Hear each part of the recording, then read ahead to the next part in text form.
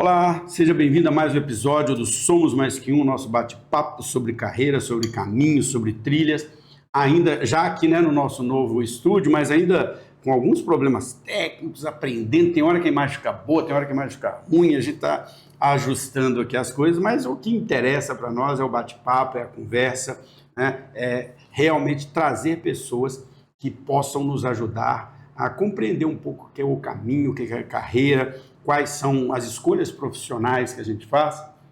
E dentro desse contexto, para falar um pouco disso, eu vou trazer aqui hoje o Rogério Moscardini, que hoje dirige um polo da Unixul, Cruzeiro do Sul, mas nós não vamos falar só de educação, né, Rogério?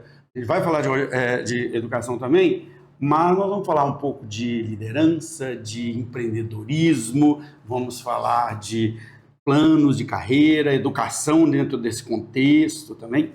Então, primeiro, obrigado por ter vindo. Desculpa aí a demora pelas coisas técnicas aqui.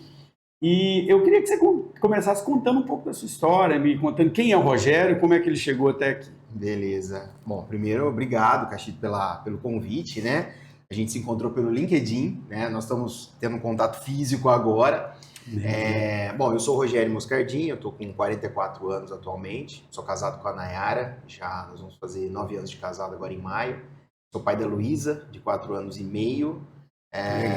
E estou trilhando esse caminho aí ao longo dos últimos anos. Eu já tenho aí mais ou menos uns 25 anos de carreira. Transicionei dentro da minha primeira área de atuação no mercado de eventos, né? Foi onde eu atuei por mais ou menos uns 15 anos. E nos últimos 10 anos eu estou trabalhando na área da educação. Especificamente cuidando ali do polo da Cruzeiro do Sul Virtual em Santa Rosa de Viterbo, que é onde eu nasci e moro até então.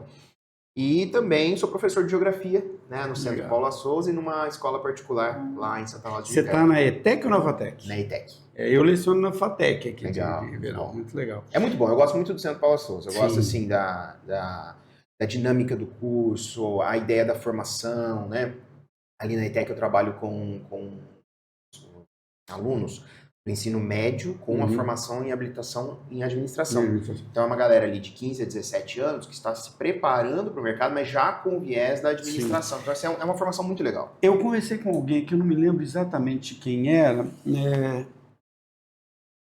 mas que nós estávamos falando sobre a educação técnica.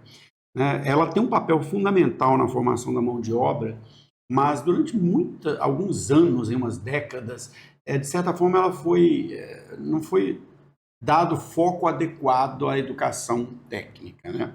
Eu acho que Paula Souza tem esse papel, acho que ele sempre exerceu esse papel, mas quando a gente pega Brasil, Paula Souza é São Paulo, né? As ETECs, mas quando você pega Brasil, houve uma certa desvalorização desse ensino técnico, que é fundamental para a formação de mão de obra, né? Eu me lembro quem falou sobre isso foi o professor Cláudio, da Metropolitana, quando ele veio aqui. Porque nós somos um país, como ele disse, um país de bacharéis. Todo mundo acha que o único caminho é a formação, né? Eu acredito que isso vem até de um processo mais histórico. Por exemplo, a minha geração, qual era o sonho dos meus pais? O sonho dos meus pais era: seu filho precisa fazer uma faculdade. Eu estou aqui a 70 quilômetros de Ribeirão, então qual que era o objetivo de toda a minha geração? Estudar em Ribeirão, fazer uma faculdade em Ribeirão e você ter um título, né? Aquela profissão que era aquilo que você ia levar pro resto da sua vida. Isso. Então você tinha que escolher muito bem, porque você tinha só aquela chance, e a gente escolhe isso com 17 anos. Né? Eu até tive uma questão interessante, porque com 13 anos eu já sabia o que eu queria fazer. Sim. Só que eu não tinha faculdade, eu fiz turismo. A minha primeira graduação foi um bacharelado em turismo, mas não tinha em Ribeirão. Então, meus pais falaram: mas você vai querer fazer uma coisa que não tem aqui, para onde você vai? Não tinha nada por perto, a faculdade mais perto tinha na Campinas, que aí já são 200 quilômetros, é uma outra realidade. E aí, um ano antes, quando eu estava saindo do segundo para o terceiro ano do ensino médio, abriu aqui em Ribeirão um curso de turismo. Falei: pronto, é ali que eu vou. Então, esse conceito da geração dos nossos pais, de fazer com que, olha, o sucesso da minha família é fazer com que meu filho faça uma faculdade. Perfeito. Esse era o sucesso. O ensino técnico, ele acabou ficando como se fosse uma segunda divisão da formação. Exatamente. O que não é. Não é verdade. Se você for pensar hoje, Hoje tem muito mais mercado em algumas áreas para o ensino técnico do que, às vezes, para o ensino superior. Não, e se você pensar, né, quando você pega a Lei de Diretrizes e Bases de Educação e os cursos tecnológicos, né, que eu sou um grande defensor dos cursos tecnológicos, já tive brigas em instituições por causa disso, porque é chocante observar que instituições de ensino superior não conseguem compreender o que é o curso tecnológico e o papel do curso tecnológico, porque ele também é uma resposta a isso, né, de você preparar um profissional mais rapidamente para o mercado, porque vamos pegar o caso da administração especificamente. O curso de administração ele é genérico, ele fala sobre várias coisas diferentes. Mas eu preciso de um gestor de RH, eu preciso de um gestor de marketing. Né? E isso que você falou, né, do ensino técnico, principalmente quando você vai para aquelas coisas mais... eu tenho um amigo que é engenheiro, ele fala, falta torneiro mecânico, né? Falta o profissional que vai... Né? E muitas vezes a gente não tem isso na formação das pessoas. Né? Eu acho que a gente está vivendo agora um novo momento na questão da formação. Por quê? Nós tivemos um boom, né, falando exatamente da área que eu trabalho, um boom do ensino à distância nos últimos anos. Nos últimos 10, 15 anos, o ensino à distância ele cresceu absurdamente. Hoje passou já. Passou em número de alunos, né? O número de matrículas novas é 7 para 3, aproximadamente, ou seja, a cada 10 alunos que entram na universidade, 7 vão para o ensino à distância. É irreversível esse fato. Sim. O Ministério está colocando algumas novas diretrizes, um marco regulatório, mas não volta mais, porque é um conceito dessa geração. Sim. Né? Sim. Muitos não querem. E interessante o que você falou, porque assim, essa geração tem as competências necessárias para fazer o EAD. A minha geração não tem. Para nós aprender no EAD é uma dificuldade. Eles são nativos digitais, né? Exatamente. Eles nascem, né? Minha filha com 4 anos e meio, ela já sabe fazer no celular. Então, esse movimento, eu acredito que, a partir de agora, eu vejo como um novo momento da formação, né, profissional. Então, nós temos espaço para formação técnica, muito espaço, sem dúvida nenhuma, funções que são técnicas, tem muito mercado para isso. E o Brasil só vai se desenvolver a sua indústria, principalmente, se tiver formação técnica. Sim, com toda certeza. Os tecnólogos, eles não são um nível abaixo da formação. Isso. Não é. Eu sempre falo isso, não é menor, é diferente. É o foco. A diferença é o foco. Eu falo com meus alunos assim, o que você pretende ser? Hoje eu tenho, na nossa instituição, eu tenho um número grande de alunos na área da gestão. Sim. Um número significativo. É a área hoje que eu tenho mais alunos, mais até do que licenciatura. E a gente fala, então, às vezes chega lá um aluno com 20, 25 anos, aquele aluno que não pôde fazer uma universidade presencial ali ao sair do ensino médio por qualquer motivo, e ele vê ali no polo uma possibilidade dele ter uma boa formação. Às vezes ele já está no mercado de trabalho e ele quer fazer alguma coisa para frente. Quando você pega os alunos, desculpe te cortar, eu leciono na FATEC. Quando você pega o aluno do tecnólogo, em geral ele já é do mercado de trabalho. Sim. Ele está buscando uma... Aí ele tem diversas motivações. Ou ele está buscando um conhecimento que ele não teve, um conhecimento mais teórico. Às vezes ele tem a prática, a mão na massa, mas ele não tem a teoria. Então ele vai buscar isso. Às vezes ele está buscando um crescimento, uma visão mais de liderança. A gente pega muito isso. E aí eu falo sempre para os alunos, a administração, eu entendo o curso de administração como um grande guarda-chuva. Tudo está debaixo do curso de administração. Então, se você gosta de finanças, está ali. Você gosta de pessoas? Tem a área. Você gosta de comunicação? Também tem.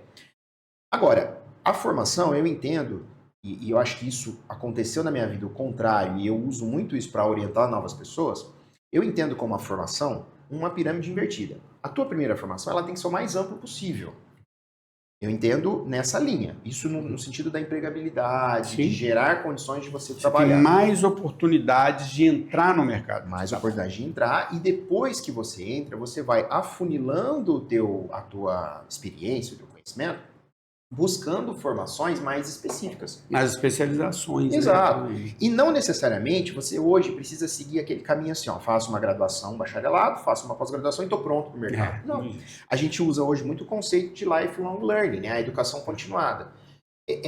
Não dá para você pensar aos 25, 28 anos que você já tem toda a formação que você precisa para sua carreira. É impossível pensar isso. Eu quero até buscar isso aí que você falou um pouco antes, porque assim... Meu filho está com 17, né? Até comentei com você que ele está no terceiro e ele está fazendo simulado hoje. E ele está naquele momento da escolha profissional. E até te contando, Jair, assim, o podcast nasceu um pouco por causa disso. Ele nasceu no ano passado, porque eu e o meu filho, a gente conversava muito sobre esse negócio de carreira, conversava com os amigos dele, cada um tinha uma realidade diferente, alguns dos pais forçando uma certa carreira, outros indo por causa da moda, E eu comecei a conversar muito com eles e a ideia do podcast também surgiu um pouco por causa disso. Fazer um jovem de 17 anos escolher uma profissão que teoricamente deveria ser para o resto da vida, não é mais, a gente sabe disso, é o que você falou, você vai fazendo novas formações, buscando outros caminhos, até porque as profissões mudam muito rapidamente. É até cruel, né, você querer escolher, fazer ele escolher. E aí eu queria voltar na sua história, porque você fez um bacharelado de turismo. E aí você atuou nessa área ou você já foi para a área de educação? Olha só, vou voltar um pouco para trás, né? Eu sempre... Depois a gente fala na educação, mas... mas vou contar um pouco da história porque tem muito a ver com a educação. Eu sempre gostei de algumas atividades, sempre gostei. Gostei muito de geografia, né? A geografia vai entrar na minha vida como uma formação bem depois, mas eu sempre gostei muito. Quando era criança, pedia para minha mãe me dar atlas. Porque eu amava ver bandeiras, países, capitais, eu sabia a capital de tudo quanto é país com 11, 12 anos. Eu sempre gostei disso. E eu gostava também muito de viagens, claro que naquela época não tinha condição de fazer grandes viagens, as viagens eram curtas, eram excursões de ida e volta. E um dia, eu estava com a minha escola, eu estudava numa escola pública lá em Santa Rosa, e a minha escola foi fazer uma visita na Expo Flora em Olambra. Fantástico. 1994, cara, eu tinha 13 anos. E quando a gente chegou, veio uma pessoa fazer o serviço de guia e ela se apresentou: olha, eu sou aluna de uma faculdade de turismo. Eu falei, pronto, é isso que eu quero. Achei o que eu quero. Eu não conhecia até então, mas eu tinha 13 anos. Cheguei em casa e falei para meus pais, olha, eu já sei o que eu quero fazer, é turismo. Não tem, mas não tem faculdade, só tem Campinas e tal. E foi aquela história que eu contei. Quando eu estava ali finalizando o ensino médio, apareceu a universidade, na época já várias universidades aqui em Ribeirão tinha, eu vim para uma delas, fiz um curso, e esse curso de turismo, ele abriu muito a minha mente, porque a pessoa às vezes ela acha que o curso de turismo é para quem vai fazer festa ou vai só viajar. Não, ele é um curso que tem uma visão de empreendedorismo, e foi o meu primeiro contato muito próximo do empreendedorismo, e uma visão muito interessante de marketing. Na verdade, eu me apaixonei pelas duas áreas, empreendedorismo e marketing, dentro da Universidade de Turismo. Então, o bacharelado me deu uma visão muito ampla. Então, eu vi matemática financeira, eu vi estatística, mas eu também vi história da arte, eu vi formação da população brasileira. Então, é uma visão muito interessante, uma visão muito abrangente. E eu foquei no curso de turismo antigamente, hoje já não é mais assim, mas antigamente você fazia 3 anos, né? Como se fosse aquelas engenharias que você faz tudo numa vez só, e depois você opta por uma das áreas. Eu optei pela área de eventos, que é uma das vertentes dentro da formação de turismo. E trabalhei por 15 anos nessa área. Primeiro eu fui para a Prefeitura de Santa Rosa, assumi um cargo na época na área de eventos, depois cheguei a ser diretor de cultura e turismo por 3 anos. Muito jovem, fui diretor com 23 anos. Que legal. Isso me deu uma experiência sensacional, porque um cargo público... lidar com a questão do cargo público. Diversos funcionários para baixo de mim, funcionários de carreira, com estabilidade, trabalhar com eventos públicos de todos os níveis. Então, assim, isso me deu um crescimento muito grande. Depois, eu tive uma pequena experiência no Sebrae para a área de eventos, fui e voltei, fiquei 3 meses só, não me adaptei a São Paulo, entendi que eu sou do interior. São Paulo é aquela história, eu sou apaixonado, morei muitos anos lá, mas tem pessoas que não conseguem entender São Paulo, né? Eu, com a cidade em si, eu até não tive tantos problemas, eu morava muito próximo do trabalho, então eu me deslocava pouco ali dentro, mas eu tive muita dificuldade com o estilo das pessoas. Sim. Eu vinha de um estilo de interior e tal. Talvez se fosse uma época diferente da minha vida, eu teria ficado mais tempo. Mas aí eu optei por não, voltei a abrir a minha empresa de eventos, em 2009. E aí a experiência do curso com empreendedorismo também foi rica nesse sentido. Foi fundamental. Então o turismo, ele trouxe para mim não só a formação técnica de turismo, mas ela trouxe para mim uma visão de que era possível empreender e possível trabalhar com a linha de comunicação e marketing. Então, essa foi talvez o grande legado que o curso trouxe para mim. Né? Eu trabalhei muitos anos com isso, eu trabalhei dentro na prefeitura mesmo, eu trabalhei na área de cultura e turismo, né?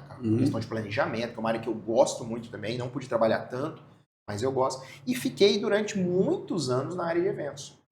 Até os meus 35 34 para 35 anos. Quando eu cheguei, eu falei, olha, eu não estou aguentando mais. Eu já estou numa idade que eu já não estou tão jovem assim. Evento precisa de energia, precisa de você estar bem fisicamente, mentalmente. Eu continuava morando em Santa Rosa e atendia diversas cidades. Eu cheguei a atender 70 cidades num ano com a minha empresa. Então era muita estrada, era noites numa cidade, manhãs cedo em outras, porque eu sempre foquei muito no evento esportivo, que é o que eu trabalho até hoje, eu ainda tenho a empresa, né? E aí, com 35 anos, eu falei, agora eu vou fazer geografia. Eu não que era um sonho que você tinha. Era o que eu gostava, sempre gostei. Eu falei, eu quero fazer alguma coisa diferente, tal. Comecei a faculdade de geografia. E dentro da faculdade, eu não trabalhava ainda na universidade, eu fiz nessa universidade que eu hoje sou diretor, né? E ao longo dos meus 3 anos de curso, a licenciatura naquela época eram 3 anos, o polo ele passou por uma reestruturação, ele era vinculado a um colégio, o colégio não quis mais cuidar do polo, tinha outros processos, e aí eu acabei assumindo de aluno para diretor. Sim. E aí assumi em janeiro de 2016, e aí minha vida começou, de fato, a mudar para a educação. Só que eu tinha algumas experiências ao longo do tempo de ter trabalhado em sala de aula, né? Eu trabalhei num curso descentralizado de marketing lá em Santa Rosa, numa época. Eu dei algumas disciplinas aqui no Senac, na pós-graduação do Senac em Ribeirão. Então, de tempos em tempos, eu estava ali me aproximando da educação, era uma área que eu gostava. E ali, a partir dos 34 para 35 anos, a minha vida mergulhou mais de verdade dentro do ambiente da educação. Na gestão, e depois de concluído o meu curso de geografia, depois de alguns anos, eu fui para a sala de aula mesmo, para encarar a galera de 15 a 17 anos, e eu gosto demais. Deixa eu pegar alguns pontos aqui que eu achei que ficaram legais para a gente discutir também, né? Isso que você falou sobre a estrutura do curso é muito interessante, um curso que já é pensado assim lá atrás, né, com essa coisa do empreendedorismo. No ano passado, agora, eu tive uma experiência que eu nunca tinha tido, que eu sempre fui professor de curso de administração, né? E eu fui convidado para dar aula num curso de jornalismo, a disciplina empreendedorismo. E a hora que eu entrei para falar de empreendedorismo, né, para alunos de 7º semestre de jornalismo, eu quero saber disso. E o jornalista hoje, ele precisa ser um empreendedor, porque ele vai abrir o blog de notícia dele, ele vai fazer o perfil de notícias dele, ele tem uma série de coisas, ele vai ter que trabalhar como freelancer, e isso é empreendedorismo também. E a gente às vezes não entende como é importante essas disciplinas, né? Eu percebo isso muito aqui, você está num polo de uma instituição que é muito forte em saúde, nessas outras áreas também.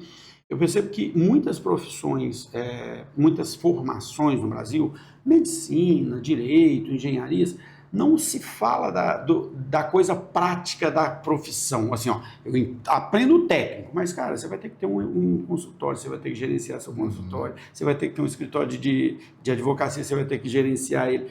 A administração deveria, empreendedorismo, matemática financeira, deveriam estar nas grades de todos esses cursos, na verdade. Indiscutivelmente. Eu enxergo a universidade, como um todo, no Brasil, como algo muito conservador. A mudança dentro da universidade, ela é lenta. Se você pega as universidades mais tradicionais, a grade curricular dela é a mesma há anos. Sim. Né? E aí você começa a ter no mercado algumas instituições que enxergam isso de uma maneira diferente. Você tem cursos de administração muito inovadores. Sim. De forma, às vezes, ele não tem aquela ideia, né, da pesquisa, da extensão. Às vezes ele não tem esse perfil, mas ele tem um perfil voltado especificamente para atender uma demanda do mercado, um empreendedor. Aqui em Ribeirão nós estamos com uma experiência muito interessante nesse sentido, que é a Harvey, né? Sim, a Harvey é uma escola pensada nichada para o setor do agro e é o que alimenta a nossa região. Então, assim, por que ninguém pensou nisso antes, né? Então, de fato, esse conceito, eu acredito que é um conceito que vai crescer. Alguns usam esse termo de universidade boutique, né? Por exemplo, está acontecendo um movimento muito significativo dentro da formação de saúde, principalmente medicina. Einstein entrou nessa jogada, alguns outros grandes grupos de saúde entrando para formação específica. Esse é um conceito dos próximos anos, não tenho dúvida disso. Isso vai ficar só na saúde? Não, isso vai para outras áreas. E a questão assim, por exemplo, vamos pegar um curso mega tradicional, curso de direito, por exemplo. Os 5 anos do curso de Direito, o aluno ele precisa fazer, claro, evidentemente, todo aquele conhecimento do civil, trabalhista, tudo daquilo que ele pode viver no ambiente do direito.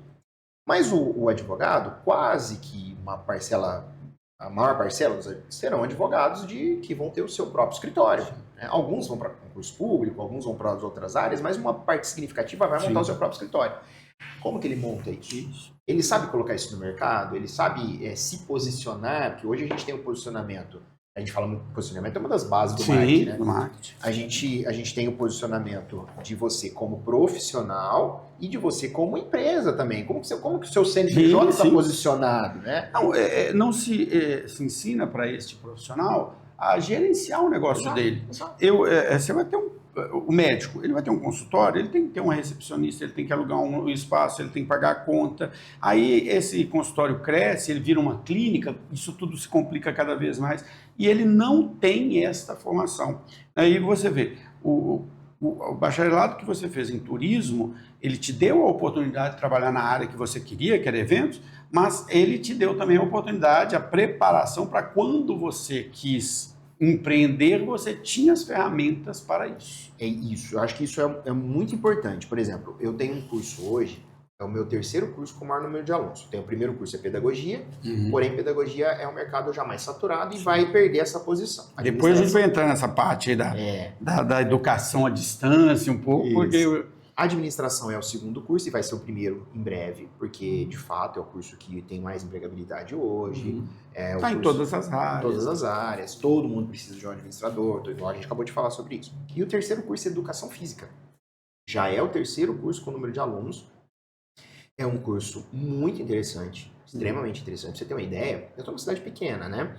Eu não consigo achar profissional para indicar para academias, todos estão trabalhando. São mais de 70 alunos de educação física lá, não só de Santa Rosa, de algumas cidades da região, mas todos, sem exceção, estão trabalhando. Claro que alguns estão fazendo educação física porque ele é um policial militar e está fazendo educação física, ou é uma pessoa que está no mercado, gosta muito de atividade física, está fazendo um 2º curso, talvez não para trabalhar exatamente com isso, para ser o principal negócio. Para ter um conhecimento próprio. Tem alguns casos assim, mas uma turma enorme vem por causa dessa onda de qualidade de vida, bem-estar que a gente vive. É uma mudança social, né, cultural, que impacta isso. E esse curso é um curso que precisa ter empreendedorismo. Esse curso precisa ter. Por quê? Perfeito, concordo. Onde os profissionais de educação física estão trabalhando hoje? Uma linha grande vai para a educação.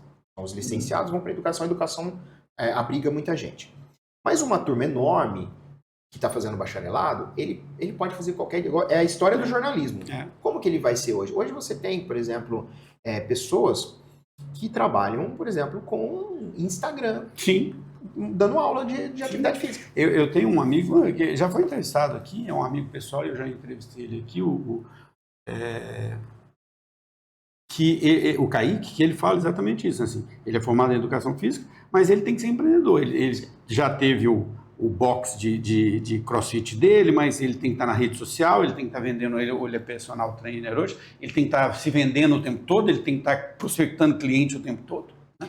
Esse é um curso que eu acho que tem assim, uma necessidade de ter uma formação não só técnica específica para aquela função, atividade física, anatomia, desenvolvimento das atividades corporais. Sim. Esse é um curso que provavelmente ele vai ter que ter algumas alterações nos próximos anos para inserir as disciplinas de marketing digital. Sim.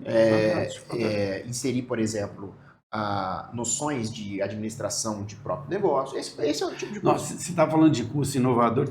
Você viu uma faculdade lá em São Paulo que é de influenciadores, que eles fizeram estúdios, e assim, num primeiro momento você pode falar, que loucura, mas cara, quando você olha para o mercado, a demanda por isso é absurda.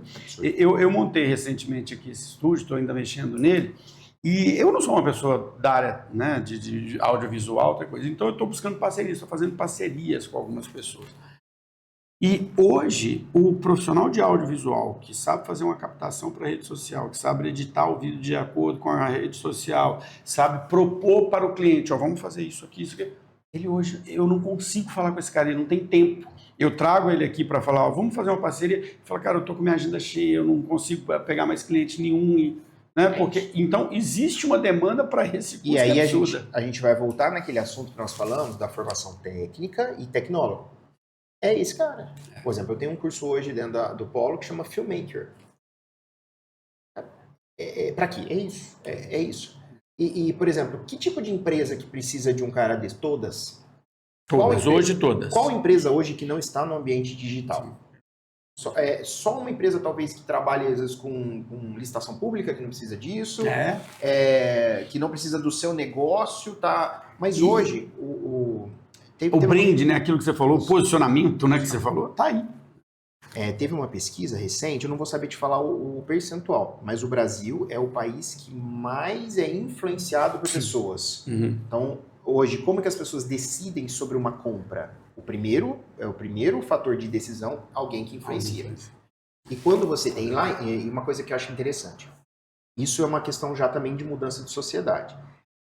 Antigamente, por exemplo, vamos pegar 20, 25 anos atrás, a gente tem, vamos pegar a questão de cidades. Eu sou numa cidade pequenininha que está na região metropolitana de Ribeirão. Então, tudo da gente depende de Ribeirão. Sim. Então, a minha influência era onde? Quem vendia em Ribeirão. Uhum. Hoje, o influenciador local, ele tem muita importância sobre a nossa realidade. Então, por exemplo, tem algumas meninas ali que fazem esse trabalho de influencer e elas divulgam comércios locais, serviços locais. Elas não vão vir para cá, elas não vão concorrer no mercado de Ribeirão. Elas estão São as micro-influenciadoras. Exatamente, elas estão dentro daquele mercado e naquele mercado ela é a pessoa mais importante. Não, olha que interessante, isso que você falou eu conheci na prática. Uma das alunas minhas desse curso, quando eu comecei a dar aula de empreendedorismo, ela falou assim, professor, eu tenho meu negócio. Aí eu comecei a conversar com ela, ela falou, eu sou influenciadora, ela mora numa cidade pequena aqui na região, mais ou menos o tamanho da 50, 60 mil habitantes, e ela é exatamente isso que você falou, ela é a influenciadora da cidade. Aí ela falou, olha, eu faço parcerias, por exemplo, uma boutique, eu cobro dela R$1.000 por mês para fazer as coisas. Aí a outra ali, eu vou ali numa padaria, mais R$1.000. Ela fazia um salário gigante, e hoje ela já tem uma estrutura de filmmaker, de editor, e é o que você falou, ela nem tem tanto seguidor assim, ela tem 8, 9 mil seguidores, mas dentro da cidade... É perfeito. É fantástico. Agora, deixa eu trazer um pouco para os temas que a gente se propôs a falar, né? Porque você contou a história, né, da sua vida profissional em evento, que muito empreendedorismo e provavelmente equipes, liderança e tudo mais. Depois você, como aluno lá do Polo, acabou virando o diretor do Polo. E nós já tínhamos nos propostos a falar aqui sobre liderança, sobre isso. E aí eu queria que você trouxesse, né, essa experiência, como é que surgiu, né, aquela pessoa que se formou lá no turismo, começou a trabalhar com evento, e a gente descobre numa época da nossa vida que, na verdade, a gente precisa entender de gente, de liderança, né, de empreendedorismo. Tem coisas que não tem como você pode ser profissional de qualquer área, você vai lidar com gente, você vai lidar com finanças, você vai lidar com comunicação, isso é profissional de qualquer área, se você não estiver fora disso, você não encaixa em lugar nenhum. Eu sempre tive, eu não tenho um perfil, olha só que coisa que é até meio filosófico, eu sou um garoto tímido, né, do interior, de uma cidade pequena, sempre fui muito inteligente em sala de aula, um bom aluno, mas eu nunca fui um aluno de destaque em comunicação, aquela coisa toda. Só que, ao longo do tempo, eu acabei lidando com situações que me geraram o caminho para a liderança. Meio que foi natural eu assumir posições de liderança. O empreendedorismo leva a isso, Sim, né? sem dúvida. Então, assim, desde muito jovem, em algumas atividades, organização de eventos, o meu pai começou com eventos, né? Até a gente estava comentando, esse lugar que a gente está aqui hoje, esse prédio físico, né? Era um lugar que eu vim na minha infância com o meu pai, porque meu pai tinha um campeonato de futebol, que era organizado pela rádio que funcionava aqui. E eu cresci nesse meio de eventos esportivos, tal, me envolvi muito com as questões da igreja também, organizando eventos dentro da própria igreja. Isso me ajudou muito na questão de liderar pessoas. Então, a igreja é engraçada, tem isso, né? A igreja ela ensina muito isso. Muito, a igreja é uma escola absurda para músicos, para líderes, Então, assim, foi uma questão que meio que naturalmente, apesar de eu não ter aquele perfil claro de comunicador nato, aquela coisa toda, eu vim assumindo funções de liderança. Quando eu me formo, na minha primeira faculdade, eu me formei com 21 anos, muito jovem, né? E aí eu tive uma experiência numa agência de viagem, na líder do setor, mas não era aquilo que eu queria, eu gostava mais de eventos mesmo e tal. E aí, a partir desse contato que eu tinha já fazendo eventos, eu assumi um evento na minha cidade, que chamava Jogos Interbairros. Você imagina uma Olimpíada, que ao invés de ser países, eram bairros de uma cidade. E não tinha ninguém para coordenar isso. Foi oferecido para o meu pai é mais da linha do futebol, ele é mais o boleirão. E na época eram 20 modalidades esportivas diferentes. E eu gostava de esporte, a vida inteira eu gostei de esportes, né? E aí eu, recém-formado, querendo mostrar serviço, assumi essa função. Essa função foi super importante para mim, porque me deu visibilidade e me deu condições de administrar pessoas. São 20 modalidades para você ter árbitros, anotadores, regras específicas de cada modalidade. A organização do evento, a organização, o processo organizacional. Eu fiquei à frente desse evento por 2 anos. Esse evento me abriu a porta para entrar dentro da prefeitura como um cargo. E aí você entra com 23 anos, eu assumi a diretoria. Então, assim, eu não tinha ainda bagagem suficiente, emocional, maturidade, mas eu tinha vontade de fazer. E ali foi muito legal, foi muito bem sucedido. Tive dificuldades, mas uma diretoria de órgão público, ainda mais uma cidade pequena, que você faz diversas coisas, lida com orçamento restrito, então me abriu. Aquilo que eu vi na universidade, eu exerci na prática ali. E muito da questão da liderança. Sim. Então, eu acredito que essa sequência, né, de eventos onde eu não era o principal responsável, mas que me ajudaram, depois eu vim assumindo eventos como líder geral e depois eu assumi uma pasta significativa. Isso me moldou como líder muito interessante. Sim. Eu aprendi muito sobre liderança, perfis. Eu liderei pessoas que tinham 30 anos de prefeitura. E eu tinha 23 de idade. E é um desafio completamente diferente você liderar equipes de empresas privadas e equipes totalmente diferente. Totalmente diferente. A motivação é outra. Competências do líder diferentes. Com certeza. Porque assim, sim, a experiência de ter trabalhado no serviço público foi fundamental para eu chegar onde eu estou hoje. Sim. Não tenho dúvida. Não foi fácil. Porque eu hoje eu tenho uma empresa. Então, se o funcionário consegue entregar o seu resultado, consegue adotar não só o resultado físico, mas a cultura da empresa, ele está dentro do mesmo propósito, ótimo. Se não está, ele vai sair. Isso é um conceito básico do mercado. O serviço público não tem isso. Então, o tipo de motivação é diferente, você tem que agregar pessoas. Eu trabalhava numa área de cultura e turismo que ela não tem horário. Você tem eventos à noite, você tem eventos logo pela manhã, você tem eventos de sábado, tem evento de domingo. Como que você motiva esse pessoal? Sim. É só com hora extra? Não, só com hora extra o cara não vai. Então, assim, é uma dinâmica. Eu falo para muitos alunos que têm a oportunidade de fazer estágio em prefeitura, eu falei, faz. Ainda mais na área administrativa, porque você vai ver tanta coisa que vai te ajudar na tua carreira. Sim. E você vai pegar esses 2 anos de estágio, você vai ser uma pós-graduação durante a graduação para você. Sim. Porque a experiência prática, né, o estágio, ele é uma pós-graduação, né? Porque você vê na prática coisas que às vezes nem estão sendo discutidas na escola. Que é aquilo, volta naquele ponto que nós falamos, né, de como há, muitas vezes, um descolamento dos cursos com a realidade do mercado. E isso você só vai ver na prática, né? Deixa eu pegar um atalho na nossa conversa, a gente volta ali dentro, que eu achei interessantíssimo isso que você falou. Eu morei um tempo no Rio Grande do Sul, em Caxias do Sul. E por eu estar em Caxias, eu estava muito perto de Gramado e muito perto de Bento. E nós, eu, minha esposa e meu filho, nós temos um hábito assim, que a gente já cultiva desde muito tempo, de que pelo menos uma vez por mês a gente pega um final de semana e faz uma pequena viagem. Em cidades próximas, 100, 200 quilômetros, coisa, porque é uma forma de você estar todo mundo junto e tudo mais. Então a gente fez isso muito no Rio Grande do Sul. E quando você conhece cidades como Gramado, como o Vale ali dos Vinhedos, você tem uma estrutura de turismo que é completamente diferente, né? Gramado, o turismo é ensinado nas escolas municipais porque aquilo é a fonte de renda da cidade, e toda a estrutura da cidade é pensada para o turismo. E foi um choque, né? Depois, conhecendo em outras cidades, você começa a ter uma régua, né? Que é aquela régua ali. E quantas vezes eu chego em alguma cidade e falo assim, cara, se você aplicasse aquelas ideias do turismo lá para aqui, e você percebe isso, às vezes cidades que têm um potencial turístico, mas que quando o turista chega não tem estrutura para ele. Né?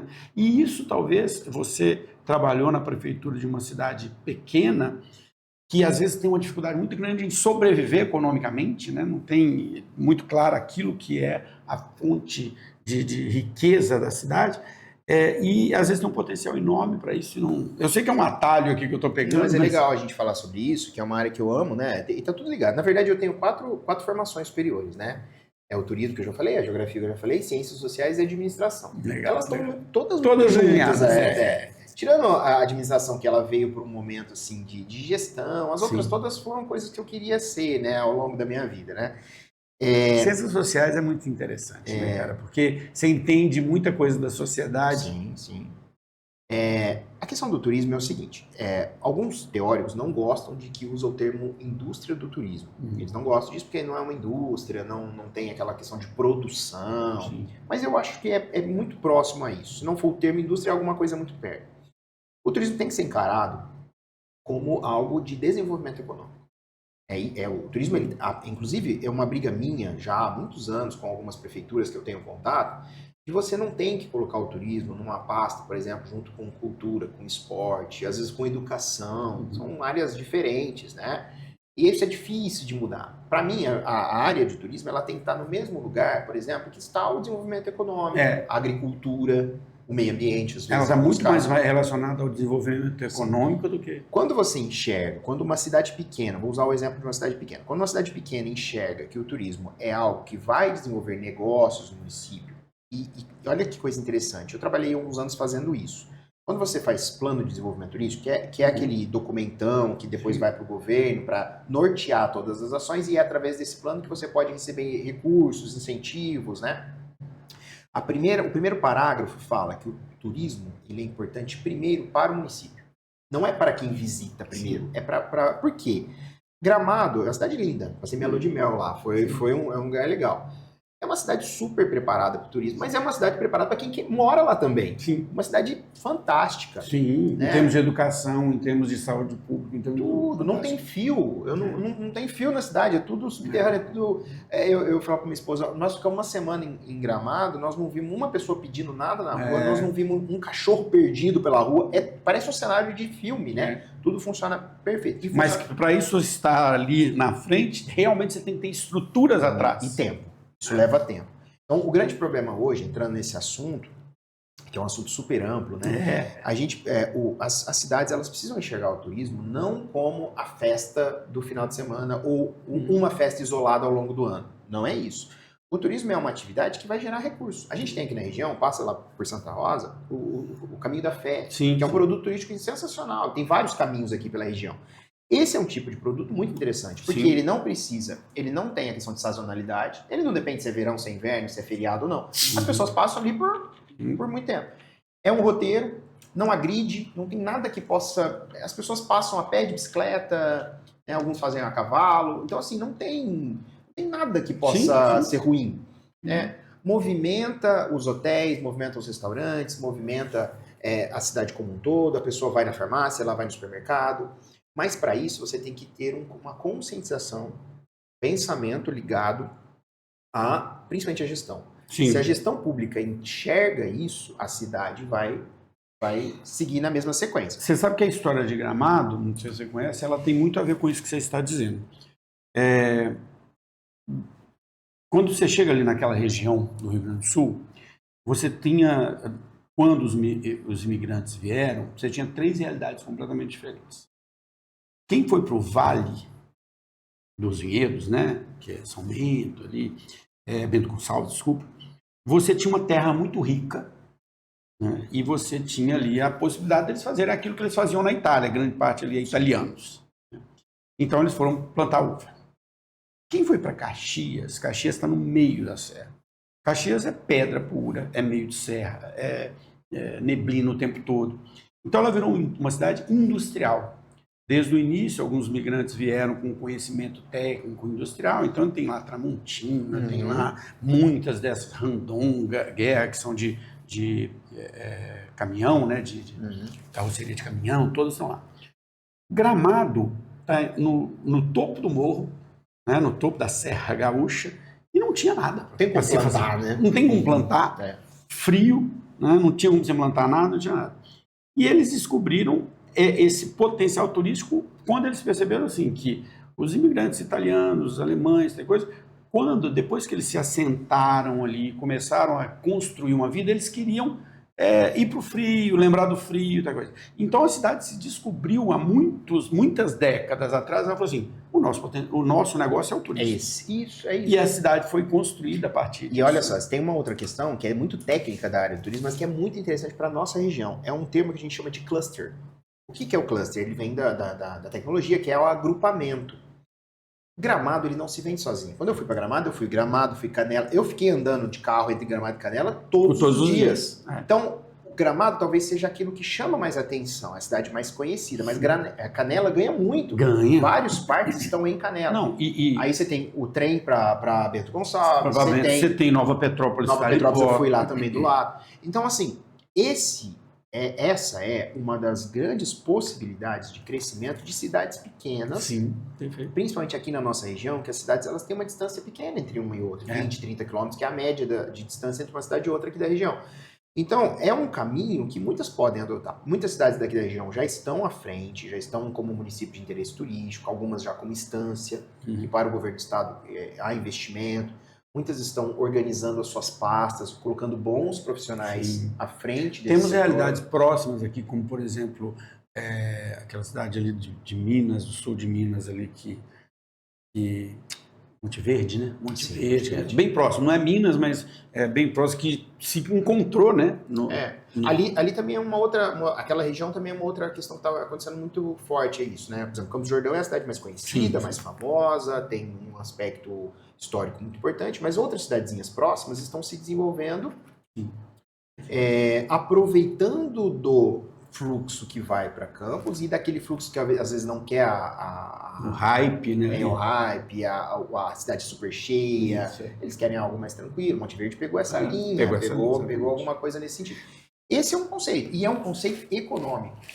Então a gente tem que enxergar que é uma maneira de se desenvolver a localidade, gerar empregabilidade, que é um tema que nós estamos trabalhando aqui na nossa conversa. Gera empregabilidade, gera possibilidades de empreendedorismo diversos. Você tem que ter o restaurante, você tem que ter o bar, você tem que ter o transfer, você tem que ter o evento, é tudo, né? Você falou de Olambra, né? Que você se apaixonou pelo turismo em Olambra. Olambra é um bom exemplo disso também. Muito. Você tem um negócio econômico que é a plantação de flores, mas que trouxe um outro negócio que é o turismo. E Olambra é um bom caso porque ele começa com um evento, que é uma maneira talvez de iniciar, startup pelo evento. Então o evento se transformou num mega evento, conhecido até fora do Brasil.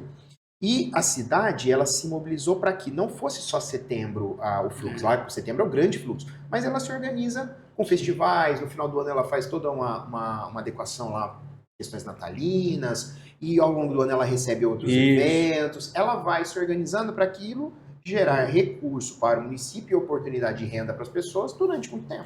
E você sabe que depois, né, eu sempre falo, né, você começa a ter um olhar crítico quando você conhece as coisas. Né?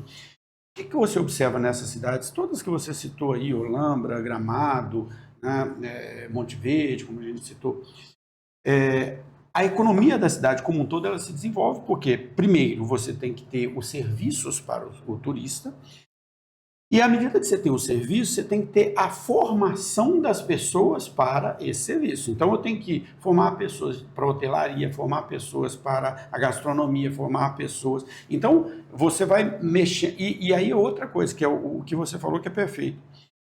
A estrutura que é criada para o turismo, ela beneficia o cidadão. Então, qual a análise que eu faço? Vou fazer uma comparação aqui. Você chega em Gramado, você chega em Campos, você entra no hotel, a pessoa já fala, o que você vai fazer? Quantos dias você vai ficar aqui? Tem um restaurante tal, você quer? Vou te levar, vou te chamar um transfer aqui para te levar para o Cristais de Gramado, né? Cria toda aquela coisa. Alguns meses, um ano e pouco atrás, eu fui a uma cidade no interior de Minas aqui que vendia a ideia de uma rota do café. Eu falei, cara, quero fazer a rota do café, vou lá. Cheguei lá no final de semana, não tinha uma cafeteria aberta, não tinha uma rota, onde que eu vou para conhecer as fazendas? E aí você fala assim, cara, essa estrutura, se ela não for criada, Só que quando ela é criada, quando você cria a estrutura, o cidadão vai se beneficiar dela. Sim. Né? Porque você tem um hospital melhor, sim, você tem uma praça melhor, você tem um hotel melhor. E eu acho que tem uma coisa que pouca gente percebe, mas que é muito importante. Sabe quem são caras, assim, às vezes a gente fala assim, ó, vamos treinar o trade, que é a turma que trabalha com turismo, a galera do hotel, do restaurante e tal. Mas sabe quem é super importante no turismo numa cidade parecida com essa, como a gente? O frentista do posto. Você faz ali uma viagem por mês, sim, curta de carro. Eu sou muito favorável a esse tipo de coisa. Eu gosto muito disso também. Ainda mais assim, no tipo de vida que a gente leva, eu não consigo hoje tirar, por exemplo, uma semana ao longo do ano. É difícil. Mas eu consigo tirar 3 finais de semana específicos, às vezes uma sexta-feira. É mais possível. Então a gente tem muito mais possibilidade de fazer esse tipo de viagem, sim, curta. E a gente, se você for pegar um highway de 2 horas de carro a partir de Ribeirão Preto, você tem muita opção. Muita coisa. Muita opção. E aí, você tem algumas pessoas que são chave nesse processo, que precisam ser treinadas. Sim.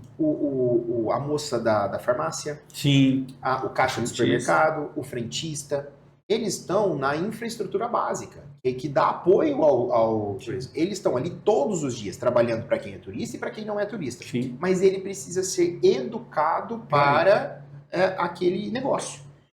Esse conceito que eu acho que é o conceito mais importante para a cidade. Sim, por isso que eu falo. Porque todos os negócios vão se desenvolver. Que você entra, né, já que nós estamos aqui falando de educação, no segundo momento você entra na educação técnica.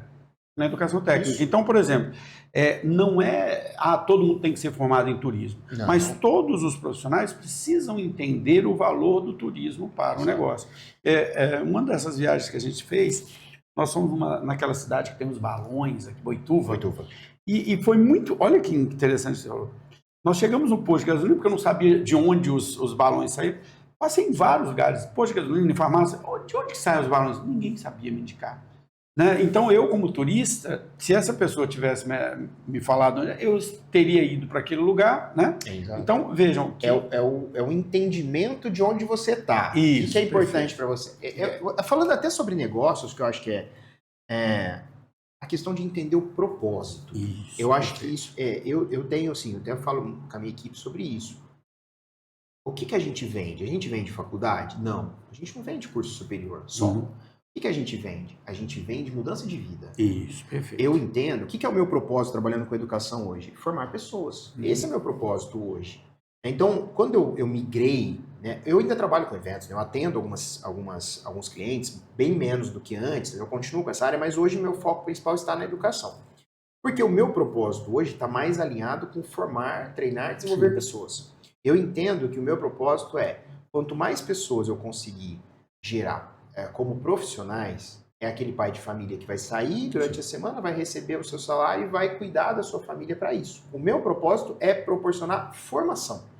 E eu falo para a minha equipe que o propósito que nós temos como instituição educacional é isso. Uhum. Não é vender o curso X, bater as metas, isso é importante, claro, é negócio, a gente sabe disso.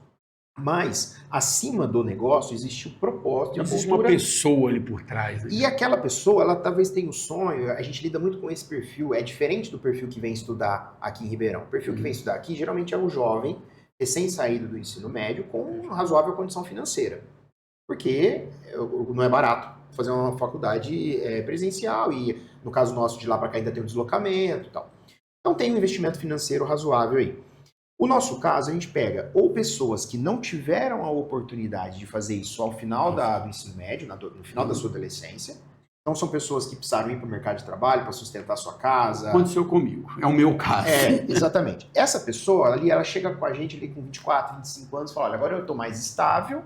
Eu mesmo consigo pagar minha escola? Eu vou pagar minha escola. Eu preciso de flexibilidade, eu não tenho. Eu faço turno, eu não tenho como ir para Ribeirão todos os dias. Sim. Então eu preciso de algo que me entregue flexibilidade. Então é o público que a gente atua. Ou aquele aluno que já fez uma primeira graduação e está nesse processo de recolocação, parte até da minha história que eu contei. Quero fazer algo diferente, já estou com meus 30 e poucos anos, 40 anos. Nós atendemos um senhor que se formou em engenharia com 75 anos. E ele era um cara assim, ele era um cara do mercado, foi diretor de empresa, mas ele sonhava em ser engenheiro ambiental. Sim. E ele concluiu a sua engenharia com 75 anos. Então, e aí, desculpa, deixa eu te perguntar isso, porque aí a gente já traz para o terceiro assunto. Vamos lá. Né? Já tem quase uma hora que nós estamos falando. Nós estamos batendo papo bastante. Quase uma hora. Vamos te perguntar isso. Você hoje dirige um polo, né, educacional, nós estamos falando disso tudo, de como o EAD hoje é maior do que, né, em termos de número de alunos, o papel do EAD na formação desse profissional. Perfeito essa descrição que você fez, porque é aquele profissional que teve que trabalhar, e a gente tem que lembrar que 80% da população brasileira não pôde ir para a faculdade porque precisava trabalhar, né? Não teve a chance de ir para uma universidade ou uma faculdade no momento que deveria, teoricamente, ser. Então, é essa população que já está trabalhando, mas quer melhorar o trabalho. Tal coisa. E hoje nós estamos passando por uma grande mudança no EAD, uma nova legislação, que vai impactar de uma forma brutal. Você falou das licenciaturas que ainda são, né, a pedagogia, o seu maior curso. A gente sabe que a pedagogia vai ser um dos cursos mais impactados por essas mudanças. Como você hoje, agora como empresário, como um líder nessa área e também um profissional de educação, tem enxergado todas essas mudanças? Bom, eu acredito assim, eu estou há 10 anos, né? Eu já passei por duas grandes mudanças no EAD. A primeira em 2017, quando permitiu-se abrir muitos polos, e aí houve um crescimento significativo do número de polos e alunos. A gente teve um crescimento muito grande. Só para você ter uma ideia, a instituição que eu trabalho, eu entrei em 2016, janeiro de 2016, com 120 polos. Nós éramos um dos 120. Hoje ela tem 1.800. Isso em 10 anos. Existem instituições com até mais polos do que a nossa. Então, houve um crescimento significativo e isso é bom e ruim. Nós temos que fazer uma análise mais criteriosa sobre isso. Por que bom? Porque deu acesso. Muita gente teve acesso ao curso superior que não poderia. Pra você ter uma ideia, eu tenho uma cidade de 23 mil habitantes, eu tenho 1.500 alunos formados ao longo da história. Esses 1.500 alunos dificilmente se formariam se não tivesse esse polo lá. Porque eles não têm condição ou financeira, ou de tempo. Essa coisa que você falou do turno de trabalho é uma grande realidade. Mãe solo.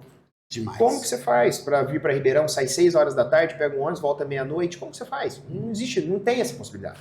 Então, assim, a gente tem que entender todos os cenários. Nós estávamos conversando antes, né? Os Brasis diferentes que nós temos. Nós estamos numa das melhores regiões do Brasil. Estamos aqui no interior de São Paulo. Estrada, né? Cidades a cada 20 quilômetros. Acesso fácil, qualidade de internet. Nós temos, mas isso não é a realidade do Brasil inteiro. Então, o EAD, ele trouxe possibilidades muito importantes para a formação superior. Porém, quando você tem isso, você também tem o contra, que são todo tipo de instituição, muitas delas interessadas na questão financeira só. Sim. Então, o marco regulatório que saiu ano passado, nós estamos ainda no processo, no ano de transição, né? Ele tem um período de transição de setembro de 25 até fevereiro de 27, é uma transição que ela vai dar uma organizada nesse processo.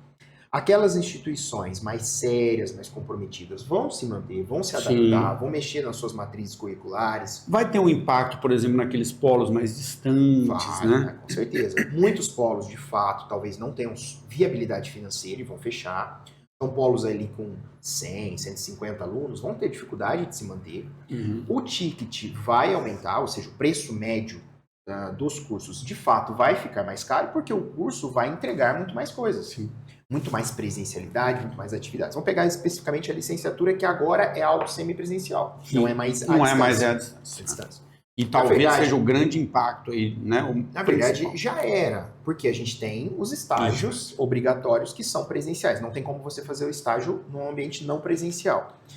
Mas a grande geração do conteúdo era totalmente à distância. Hoje a gente tem 50% de presencialidade, 50% das matérias feitas no ambiente digital. Essa transição já está acontecendo. Nós, lá no nosso polo em Santa Rosa, nós já estamos adequando a isso, nós já estamos liberados para vender os cursos de educação. Nós seremos um polo semipresencial na área de educação. Então, todos os cursos da área de licenciatura vão ser ofertados lá e eles vão ter algumas atividades presenciais. Agora você me pergunta, Rogério, a atividade presencial ela é fundamental para a formação do professor? Nem sempre, nem sempre. Existem situações que sim e existem situações que não. Isso não é uma regra matemática, mas eu acho que positivo. A presencialidade vai ser positiva.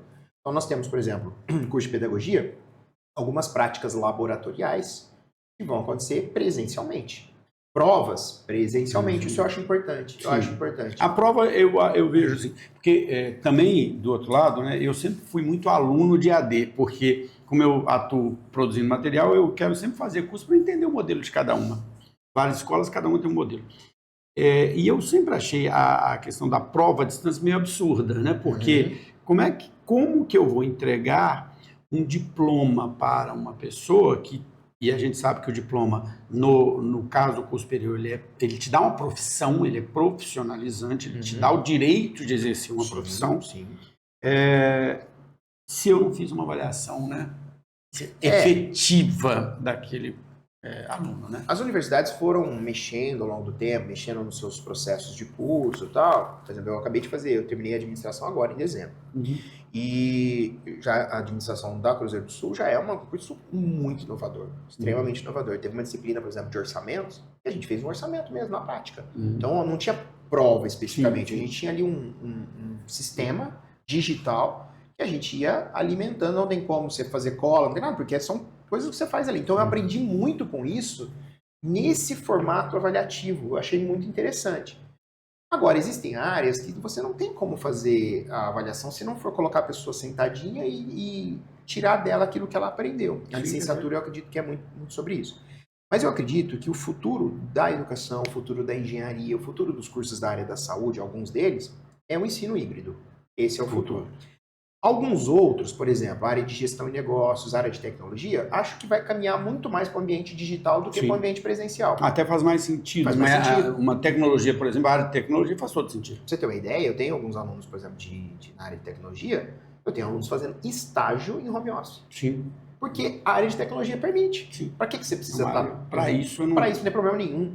Eu tenho aluno, por exemplo, tem um aluno lá que ele era CLT numa empresa, aqui em Cravinhos, e ele abriu mão de ser CLT para ele fazer um estágio home office para uma empresa do Rio Grande do Sul, na área de programação. Empresas de marketing digital, essas áreas todas elas... Não tem porquê.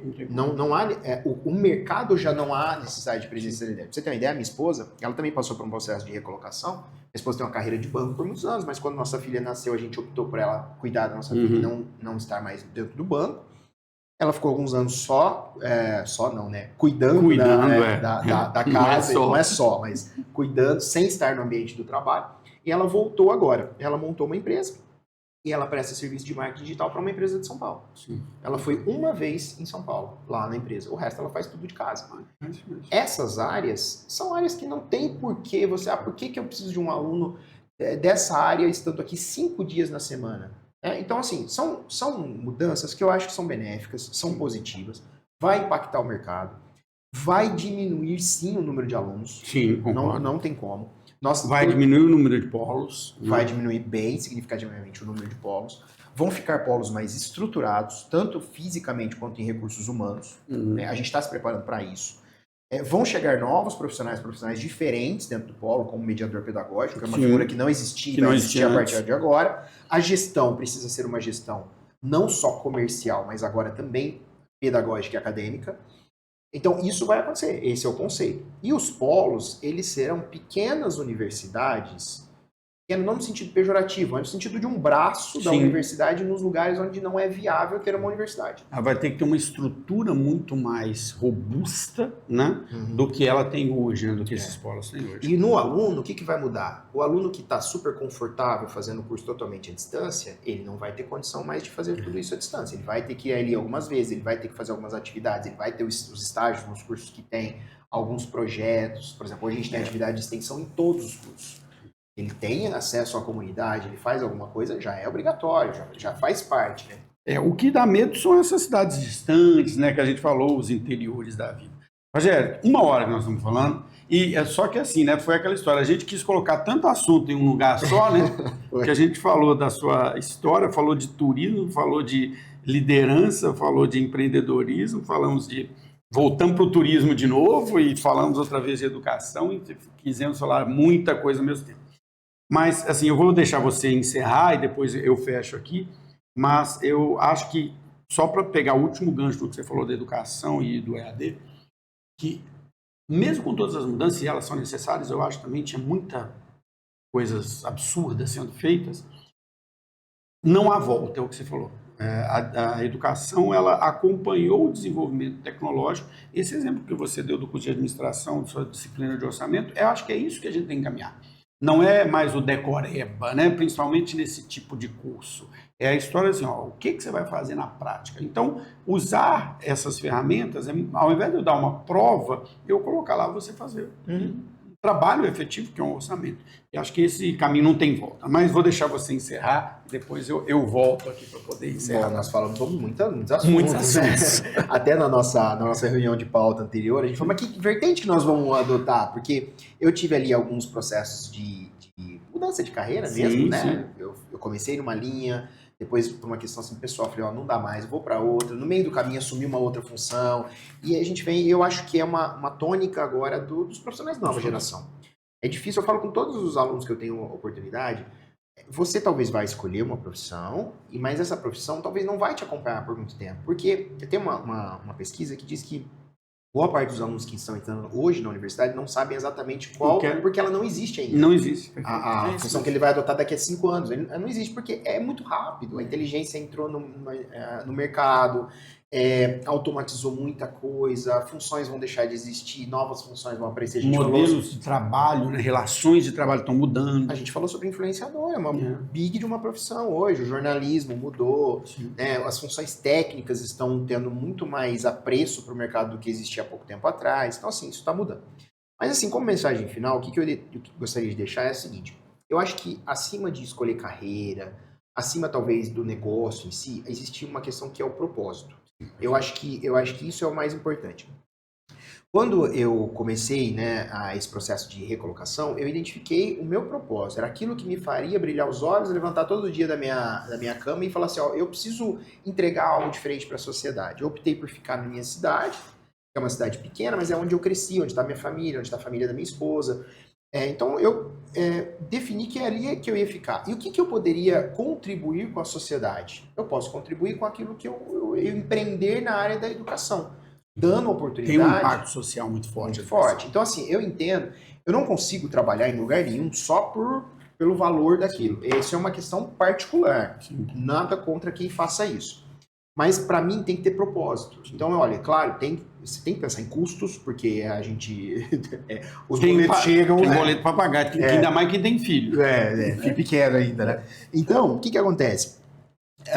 Eu acho que o propósito é mais importante. Sim. Então, você identificou o seu propósito, você tem inúmeras possibilidades de se capacitar, de aprimorar os seus conhecimentos, de fazer um curso superior, se for necessário, e talvez uma pós-graduação, mas às vezes não, às vezes de um conhecimento básico ali, disponível até gratuitamente na internet, livros, leituras, programas como o nosso. Isso aqui é uma geração de conteúdo fantástica, as pessoas precisam consumir mais esse tipo de coisa. Isso vai te ajudando a definir o quê? Entender que o teu propósito ele é aplicável. E aí entra o empreendedorismo nessa história. Porque depois que você define o propósito, você pode fazer várias coisas que vão dentro do teu propósito. Então, assim, o meu propósito hoje, na idade em que eu estou, na realidade que eu estou, eu quero mais, o quanto mais pessoas eu conseguir, como você disse, profissionalizar, entregar um diploma para ela, mas não é só diploma, conhecimento, a mudança de... Uma mudança de vida.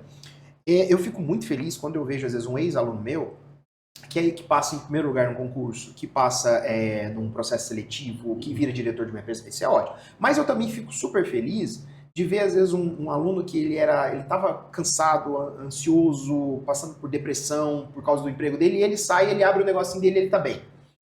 Então, esses relatos... Sucesso é medido de diversas formas. Não é só no salário que você ganha. Então, esse propósito é o que me move.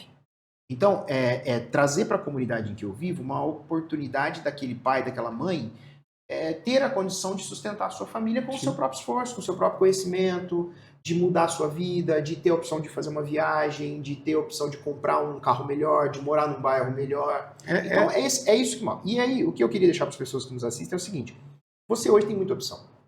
Então, você tem propósito, não fica preso naquilo que não está dentro do teu propósito. Né? O Flávio Augusto, lá da WhatsApp, ele tem um livro chamado Ponto de Inflexão, sabe? Eu li esse livro numa sentada, numa tarde, tanto que eu gostei. São, se não me engano, 7 momentos da vida dele que ele mudou a chavinha. Ele é um bilionário, grande empreendedor. Mas ele usa momentos que ele, olha, isso aqui me fez mudar a chavinha. E aquilo me fez também perceber que em muitos momentos da minha vida eu precisava de um ponto de inflexão, de uma mudança. Para quê? Para alinhar com o meu propósito. Olha que coisa interessante que você falou agora, né? Eu entrevistei na semana passada uma professora chamada Kelly Cristina, e ela tem uma área de especialização que se chama, que é o estudo das biografias. Então, ela estuda a biografia de pessoas, e isso que você falou dele, né, do livro dele, de certa forma, ela falou aqui, né, tem diversos momentos na nossa vida que a gente passa por momentos de inflexão, né, pontos de virada, né, que você tem que tomar uma decisão e que ela pode mudar a sua vida para o resto da vida. E engraçado, seu episódio é o 115. Grande parte das pessoas que vieram aqui, tem muitos jovens que vieram aqui, tem pessoas mais experientes que vieram aqui, mas muitas das pessoas que vieram aqui passaram por esse momento. Começaram uma vida profissional, chegaram em um momento e falaram, cara, não é isso não tem a ver com o que eu quero deixar de legado, com o meu propósito, com aquilo que me deixa feliz, com aquilo que me faz...